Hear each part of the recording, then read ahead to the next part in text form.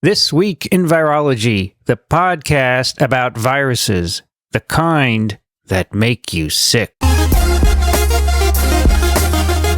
From Microbe TV, this is TWiV, This Week in Virology, episode 641, recorded on July 16th, 2020. I'm Vincent Racaniello, and you're listening to the podcast all about viruses. Joining me today from Austin, Texas, Rich Condit. Hi there, Vincent. Good to be here. And our very special guest today is the director of the National Institute of Allergy and Infectious Diseases, Dr. Anthony Fauci. Welcome back. Thanks, Vincent. Nice to see you. Nice to see you, Rich. You were last on TWiV in 2013. Boy, have things changed, huh? Yeah, a little bit. So we wanted to ask you a bunch of science questions about SARS-CoV-2 and COVID-19, and we've put them in little sections. And this first section is all about transmission and testing. And I wonder if I could start by asking what your thoughts are on the relative contributions of what we know are the three routes of transmission: droplets, aerosol, and contact. I don't think, Vince, that there's really firm data. There's the assumption that it's mostly droplets. Just recently there's been a buzz about the degree of aerosol and what that really means. It's almost impossible to be able to determine, except when you have an event. You might recall very well the famous hotel in Hong Kong with SARS, where we had infections that went up and down vertically and across the courtyard to the other hotel.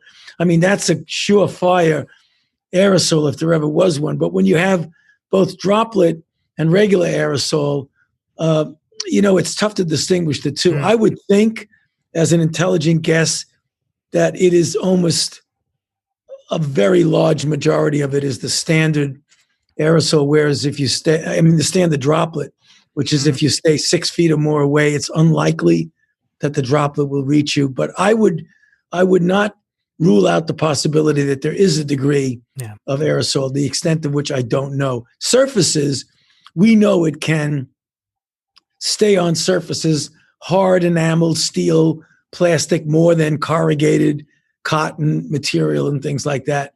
A study that was done by Vincent Munster from the Rocky Mountain Labs showed about 48 to 72 hours on surfaces, but that's PCRable. We're not so sure if it's replication competent. So that's another thing that's kind of up in the air. Yeah. So no firm information on what we're talking about. So do you have any feeling for like the relative contribution of direct droplet transmission and surface mediated, fomite mediated? I don't, but if you look at the circumstances of when crowds are together, you would imagine it's mostly droplet. And I'm sure if somebody coughs into the hand and opens a door, if somebody comes 15 minutes later and opens the same door, that it's a good chance you're going to get transmission. But I would think that it's, again, if you compare surface to droplet, I would go with droplet predominant. It seems to me this is important because it speaks to the effectiveness of masks. Right. Exactly. All right. There have been a number of reports of patients who shed viral RNA for weeks, as determined by PCR. It doesn't seem to be infectious virus. And the real question is, are they a threat for transmission? And I'm wondering if you think we could use a cutoff of viral loads determined by PCR to say this patient is no longer infectious, can go home, can go to a nursing facility. Because right now the physicians are really having a hard time with that. Right. Again, a good question. And what is now sort of evolving into a bit of a standard that if you get a cycle threshold of 35 or more, that the chances of it being replication competent are minuscule. So that if somebody, and we have patients, and it's very frustrating for the patients as well as for the physicians. Somebody comes in and they repeat their PCR and it's like 37 cycle threshold. But you almost never can culture virus from a 37 threshold cycle. So I think if somebody does come in with 37, 38, even 36, you got to say, it's just dead nucleotides, period. Yeah, because as you know, we can't easily culture infectious virus. You don't have a BSL-3 lab everywhere. Exactly. Okay. So is the threshold cycle is reporting out a pretty standard practice in doing a diagnosis now rather than just positive or negative? Okay, good. Yeah. I mean, if when you go in, when I get my test, it's negative. When someone comes in and it's positive, they don't give them the threshold until you go back and ask for it. Okay. But they've got it. They've got it. Right. They've got it. So what's your current perspective on the fraction of transmission now that's either asymptomatic or pre-symptomatic versus symptomatic? Richard, I know you asked that. I like these questions because there's no right or wrong answer because we don't know. Okay. But we can guess so long as we don't take our guesses too seriously. So, I think it has to be substantial. If you combine asymptomatic with pre-symptomatic, I think if you put them together and you look at the circumstances in which it's spread, you get individual instances like what happened on the Teddy Roosevelt nuclear aircraft carrier, where you had a few symptomatic sailors and 1,000 sailors got infected. I can't imagine, Richard, that one symptomatic person coughed on 1,000 people and infected them. It would almost have to be a substantial amount of asymptomatic carriage and transmission. Okay. So this is a question particularly relative to schools opening. I see stuff in the news that implies that some people at least think that children either acquire or transmit the virus somehow differently than adults. And I'm wondering if there's really any evidence for that. Yeah. Good question. I think that's one of those data-free zones. I mean, really, I don't think that there is conclusive evidence either way. I mean, it's out there that, well, certainly children don't get sick nearly as much as adults. Question is, do they get infected? Right. And if so, do they transmit? Right. As you said, that has really important relevance to school opening. So the answer is we don't know. But what we're doing, we have a study that we started on May 1st called the HERO Studies, Human Epidemiology, and I forgot what the other things stand for. But it's going to be 6,000 people, kids in 2,000 families, looking at the rate of infection, the transmissibility to parents and family members, and whether or not they get sick and what their antibody response is. Okay, good. So we should know the answer to that question soon, as opposed to just guessing. Because I think my impression is that in the popular media, that the understanding that kids don't get sick as much gets sort of misinterpreted or extrapolated to the school system to say, well, since they aren't getting sick, then putting them together back in school is not a problem. And that's not a logical conclusion from the fact they don't get sick. Right. No, you're right. You're right. So in line with that, on our podcast, TWiV, we get lots of email from teachers who want to know what's the safest way to open schools in the fall. And so how can we do that in a safe way, get these kids back? But what do we have to do? Vince, it's really, I think to address that question, I generally take it in multiple steps. So just give me 30 seconds. I'll go quickly. Is that I think a fundamental principle should be that to the best of your capability, given the circumstances, which I'll get to in a second, you should try and get the kids back to school. Because what we're seeing is that the downstream unintended deleterious consequences ripple effects of kids not being at school for the kids, for the parents, for society can be substantial. So if you make your default, we're going to try and get the kids back to school. Having said that, it varies greatly where you are. We tend to sometimes think of this, and when foreign countries and our foreign colleagues look at the United States, they tend to look at us as a unidimensional country. As you guys know, it's a big country and it's really different geographically, demographically. So there may be some counties where, heck, send the kids back to school, don't worry about anything. And then there are other areas where there's enough infection, you got to decide either it's not safe to get the kids back to school, or if it is, you've got to do things that mitigate risk. And that could be alternate day classes, morning, afternoon, wearing masks, protecting the vulnerables. It's not one answer to a question. It depends on a number of different circumstances.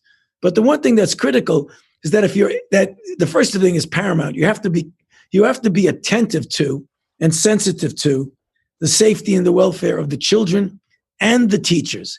The reason I say and the teachers, because you could have the situation where you decide you want to bring the kids back and the teachers don't want to come back. I mean, I think that's a reality that could happen. So you think we're seeing in Austin, we're seeing demonstrations from teachers saying, "Hey, we're here too." Yeah. Yep. So it seems to me that testing should be a part of getting back to school. And yesterday we spoke with Michael Minna from the Broad Institute, who is a champion of the idea of having a $1 daily saliva-based antigen test, and he thinks it can be done with our amazing manufacturing capabilities. Have you ever thought about that, and is that ever going to happen? Well, maybe not specifically what he spoke about, but something along that line is really what is needed. Is something that you could essentially do as many tests as you want. It's instantaneous. You get the answer, bingo, you're done. I mean, we really do need that. I mean, it would alleviate a lot of anxiety, number one. And number two, it would be an important public health tool. I mean, if you could do that before you send a group together into a class or a group together into a factory to work, I mean, how great would that be, knowing that at that given moment, everybody was negative? Right. Yeah. This came in our conversation yesterday. This came down to sensitivity questions. Okay. Because he's talking about tests that generally are less sensitive than PCR, but he says they don't have to be that sensitive. The PCR, as we've already discussed, in some senses can be too sensitive. So if you can catch most of the really high virus load with even a test that's not as sensitive, that may be sufficient to really significantly mitigate. Absolutely. That's an example of don't let the perfect be the enemy of the good, really. Yes. Interesting. So we've seen reports from here and there about the notion that the virus may cause a systemic infection. Certainly there are systemic sequelae, okay? But there have been reports occasionally indicating that the virus itself may cause at least a small viremia or actually infect the vasculature or the kidneys or even the brain. And I'm wondering about your take on that situation, whether it's really confined as a respiratory virus and those sequelae are secondary, or whether the virus is getting out. My sense, Richard, is that the virus is getting out, although we don't have, overwhelming proof that that's the case, that we may be seeing downstream distal effects of things that are essentially respiratory. But what we are going to, I believe, get good data on are autopsy studies. So if you start seeing virus in different organs, that answers your question right there. I mean, if you do autopsies and you see endothelium in kidneys that have virus in it, or liver, or brain, that's it. It's an open and shut case. Okay, and we're awaiting those sorts of studies. Is that we the are? idea? We are. Okay, all right. And what's your current best guess as to an infection fatality rate? In the very, very beginning, of this. I wrote a perspective in the New England Journal of Medicine, and I figured it was somewhere about 1%. It's totally dependent on the number of asymptomatic infections. It could be 5 times a particular level if you're not counting all the asymptomatics. Given just the ballpark back of the envelope type look at what goes on, it's got to be, obviously more than seasonal flu, but it's not like SARS, which was 10%, or like MERS, which is 37%. It's got to be somewhere around 1%. I think the thing that fools people, there are 2 things that determine the ultimate impact of an outbreak. A, how many people get infected, and B, how many die. So if you get a few people get infected, with a very high death rate, not a lot of people die. But if you get a lot of people infected with a reasonably low death rate, a lot of people are going to die. Right. So, it's tough to calculate because of the asymptomatics. So let's talk a little bit now about immunity and vaccines. What's your best estimate for the seroprevalence in the U.S.? I know it's going to vary depending on where we are, but overall, where do you think we are? Well, New York's 22%. So right away, you're leading the pack because they really suffered terribly. I feel so badly about that. I think it's probably a few percent, 3-4%, something like that. That's what I think it probably is. Okay. So we're way, way far from herd immunity. So that raises the question, can herd immunity actually be achieved without a vaccine? This Spanish study came out, and one of the reactions to that was that it just wasn't even going to happen. My feeling is, Richard, that if we want to get herd immunity purely on the basis of infection, excluding vaccine, an awful lot of people are going to get sick. And boy, do I not want to see that. I don't want to see herd immunity that we get because we had 70% of the people got infected and a whole bunch of people got really sick. That's the reason why I'm putting my stock in, getting that vaccine as quickly as we possibly can. So along the same line, and this impacts on the notion of herd immunity, and this is one that I'm really confused about, is reports that immunity wanes. And I'm interested in your perspective on in what, if you know, or your perspective on what fraction of infections that generate immunity, that immunity wanes, how fast, and whether or not reinfection really occurs at a significant rate, and what the consequences of reinfection are. Is it milder because you still have partial immunity? What's the story? That's a lot of questions, but I know, but they're very much related. So usually I can't remember when somebody gives me 5 questions. It's okay. I'll remind you. No, but I think I can now because they're quite related. So, when you look at the history of coronaviruses, the benign coronaviruses, go back in the old papers in the literature, the 4 common cold coronaviruses, the immunity did not last that long. It was lasting, 6 months, a year or so. And that's the reason why people think you get reinfected with coronaviruses. So that's the answer to your first question. What percentage of people get immunity? I think 100% get immunity. I guess the question is, what percentage lasts a reasonable period of time? And the answer to that is we don't know. But the reason we don't know for this coronavirus is that we're only 6 months into the whole process. So if you really want to get a good landscape view of what it is, you got to wait a year or 2 and see what happens. Answer to your second question. The third question is it possible then, if your immunity wanes, that you get reinfected? Of course. The question is, if you get reinfected, do you have a suboptimal immunity that then causes enhancement, which is what you're asking, I think, buried in your question. Does it make it better or does it make it worse?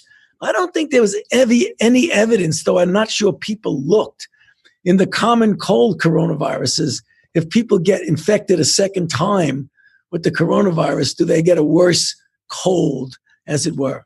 So I don't know the answer to that. So that's a big unknown. I'm kind of hoping that you maintain some partial level of immunity and actually get a milder infection. So that, well, I would hope so. My goodness. Yeah. But no data. No. Like you say, it's too early. It's too early. Yeah, well, the current environment is everyone wants an answer yesterday, right? Yeah. Everyone wants an answer. You say, I don't know. They say, well, give me a guess. Yeah. Give them a guess. They come back, they say you were wrong. That's right. That's right. So this notion of waning immunity, does that have any impact on your perspective on how a vaccine might work? Not how it might work. It's whether you need to get boosted at year 2 or 3. I mean, if you look, but the group that did it just published, my team, but I'm not personally involved in it, published 2 days ago in the New England Journal of Medicine, the phase 1 data. And it really does look good. I mean, you don't want to put all your marbles in 45 patients. This is the Moderna vaccine, right? Moderna, yeah, the mRNA. Yeah. So if you look at the immune response in a moderate dose, 100 micrograms, which was the moderate dose, you get pretty robust neutralizing antibody against wild-type virus to the tune of as high as or even higher than convalescent serum. So at least for a finite period of time, guys, I think we're going to get a good neutralizing response. How long it lasts, we don't know. But, I don't say this in a flippant way. I'll worry about that later. Let me worry now about whether you can get protection over a season. And if you can, and the immunity wanes, then we'll worry about a booster shot. So speaking of vaccines, it seems to me that most, not all, but most of them are focused on the spike protein. And we talk about that a lot on TWiV, and we'd love to get your perspective. Do you think that's a good idea to not pay attention to all the other viral proteins? Yeah, it's a loaded question, Vince. The answer is, if you look at, theoretically and conceptually, the neutralizing antibody that blocks that binding to the ACE2, I mean, classically, that's the way you block infection. I don't think that antibodies to other components are unimportant, but I think that against the spike binding site is really, Vince, we had this conversation years ago about hemagglutinin versus nuclear protein versus neuraminidase with flu, and that's still a bit of an unanswered question, even though you'd like to get it at the hemagglutinin. I think the spike protein antibody, it works, it correlates with animal protection, so it all really looks pretty good. Although I do notice that one of your warp speed candidates does have a few other viral proteins in there, which is good, right? Yes. So do you know why immunity wanes? This speaks to the same question, because if immunity wanes because the virus tinkers with the immune system, then maybe that isn't an issue for a vaccine, or maybe it is. It gets back to what you were saying about viremia.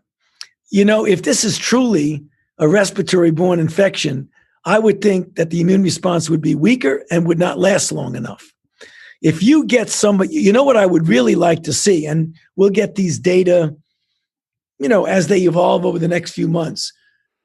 I want to take somebody who gets infected, gets upper respiratory infection, a little pulmonary, and then gets better, versus somebody that's in the hospital in an ICU with multi-system disease, and find out if the systemic dissemination of the virus really gives you immunity that is, years worth as opposed to months worth.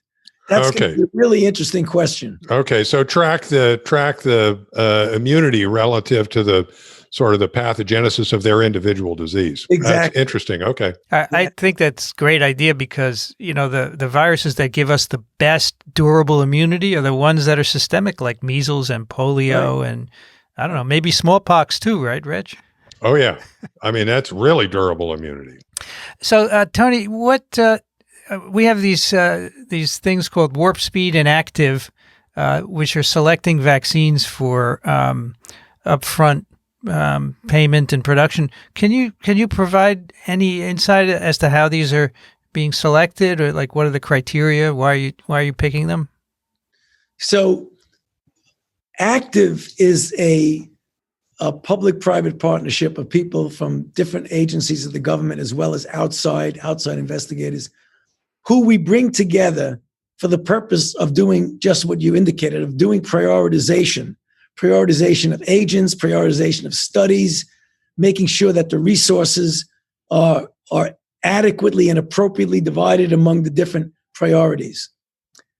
The Operation Warp Speed is more of an operational group that is looking at diagnostics, therapeutics, and vaccines, predominantly focusing right now on therapeutics and vaccines, to actually get involved in the conduct. Not that Warp Speed conducts anything.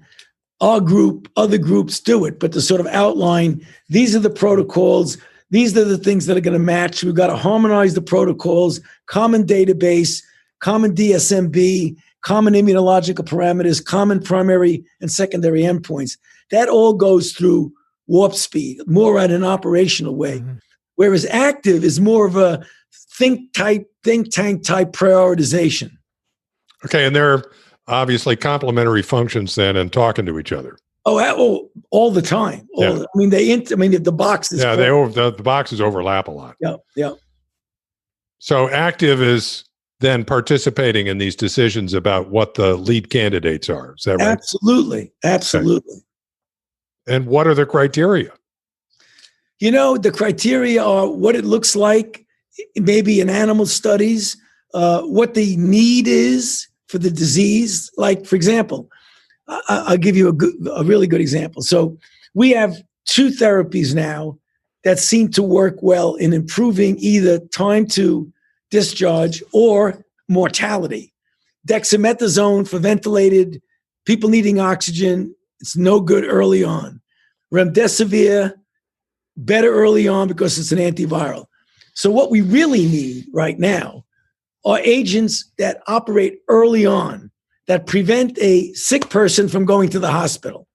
So those are the ones we want to do. So we got convalescent plasma, hyperimmune globulin, direct antivirals, monoclonal antibodies. All those have been prioritized and are all going into clinical trials right now. That was on the basis, Rich, of all deliberations about prioritizations. Okay. Is it safe to say that in terms of an antiviral approach, a vaccine therapeutic diagnostic, there's never been anything like this? Oh, for sure. I mean, this is, I don't like the word warp speed because it makes it look like you're carelessly rushing. But to do things in the way we've done it right now is truly remarkable. It's remarkable for somebody like me who's been doing this now for 40 years and have been involved in the development of a bunch of vaccines back when we had to, get the pathogen, isolate it, grow it up, then inactivate it, attenuate it, yada, yada. Here, the sequence came out on the database on January 10th. I called a meeting in this room that we're in right now of our people saying, hey, let's go, all hands on deck. We got to start developing a vaccine. The next day, we had a meeting by phone with Moderna, put it into the mRNA. Now we're on the 15th of April. 5 days have gone by. Amazing. 62 days later, we were in a phase 1 trial. And then 5 months later, we're going to start a phase 3 trial at the end of July. That's mind-boggling, guys. Yeah. I mean, that's orders of magnitude more quickly than we were doing a decade ago. So a question we get a lot is vaccine production and deployment. I mean, even if we get a successful vaccine, are we going to be able to deploy it to enough people soon enough? What's the horizon there? No, the horizon is good, Richard, because what we have is that we're doing something at risk, not at risk to the patient, not at risk to the scientific integrity, but at risk to the money. So what happens is that the federal government has invested hundreds of millions of dollars per candidate, and sometimes over $1 billion per candidate, to have the companies proceed at risk. In other words, instead of determining if you're successful here, then investing here, then determining if you're successful here, it's like you invest right ahead. You prepare the sites, you do everything, you start making doses even before you know that the vaccine works, which means that if it does work, you've saved many months. If it doesn't work, you've lost a lot of money. So the urgency of the situation dictates that it's worth investing the money to save a lot of time. So the companies tell us, I can't promise you personally because that's not what I do. I can get you the vaccine and I'll tell you if it works. The companies will say that they will have enough vaccine by the first quarter of 2021 to be able to start distributing tens, if not hundreds of millions of doses. Incredible. Yep. I mean, with the Moderna vaccine, I've been trying to get my head around how much RNA that is. Yeah. And how to make it. Really. I know. It's tough. Are we good? Let's go. We're done? They're telling me we got one more question because I got to run to the next thing. Okay. I have one more question then. So we all knew that this, in fact, the last TWiV you were on, we said, what do you worry about at night? And you said, are we ready for the next big one?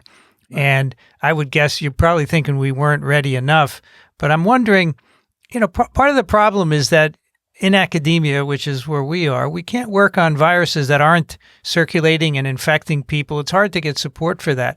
So do you see after this pandemic a change maybe in the direction of NIAID so we could have extramural funding for basic science on emerging pathogens that are a little bit too risky for the normal funding procedure?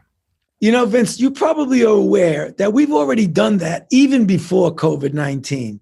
We had a program of prototype pathogens, platform technologies, and pre-selected microbes. We put a fair amount of money in it. So we've been doing that. What I think is going to happen now, I think, set the example to do that. Now the Congress realizes that for the next one, we've really got to be prepared. So I am seeing, I hope, fingers crossed, an infusion of a lot of money into this type of preparedness. That sounds great. Yeah. All right. The last thing I want to say, Dr. Fauci, is I want to thank you personally for everything that you have done. And I probably speak for Rich Condit and many of us virologists out there. We're 100%, 200% behind you. And we look forward to your leadership for many years to come. Thank you for joining us today, Dr. Fauci. Yeah, thanks. Absolutely. Thanks. Appreciate it. Always good to be with you guys. Thank you. Yeah, Stay great. safe. Thanks so much. Stay safe. You too. Well, that is a fabulous TWiV 641. What do you think, Rich? I love that guy, and I love being able to talk to him like this. I think you see the real Tony Fauci on this. He's a scientist and he's a clinician. He cares about the science. He cares deeply about the science, and he cares deeply about the people and about getting us done right. And he's not afraid to say, I don't know. He's not afraid to say it's a moving target. It's just a great person and a great scientist, and it's a privilege to be able to share some time with him. Yeah, we really appreciate him taking the time to join us. I guess we are a bona fide thing, and well, of course, he was on TWiV back in 2013, as you heard. Yeah, that's actually something you need to put in the show notes or even up front in the show, but at least here, that 7 years ago, we spent a whole hour with him in his office, and that's definitely worth listening to. I re-listened to it. It gives his whole history, which is actually quite interesting. Yeah. The history of his involvement with the AIDS epidemic, and winds up with that ringer question, what keeps you up at night? And it was this. A big one. Yeah, I think it's an interview you won't find anywhere else, basically. Right. So Yeah. Check who does our interviews, right? This is TWiV 641. You can find the show notes at microbe.tv/TWiV. That'll include the links to the old podcast. Send your questions and comments to twiv@microbe.tv. If you like what we do, consider supporting us, microbe.tv/contribute. Our guest today, of course, from the National Institute of Allergy and Infectious Diseases was Dr. Anthony Fauci. Rich Condit. Rich Condit is an emeritus professor, University of Florida, Gainesville, currently residing in Austin, Texas. Thank you, Rich. You're quite welcome. I'll say it again. It's a privilege. I feel very grateful for being able to do this. Not bad for retirement, right? I'll tell you, retirement is just rocks. I never thought I would do this much science in retirement, and it's some of the best and most interesting science I've ever done from my chair with a headset on. Yeah, we'll keep you busy. Don't worry. Great stuff. Great stuff. I'm Vincent Racaniello. You can find me at virology.blog. I'd like to thank the American Society for Virology and the American Society for Microbiology for their support of TWiV, and Ronald Jenkins for the music.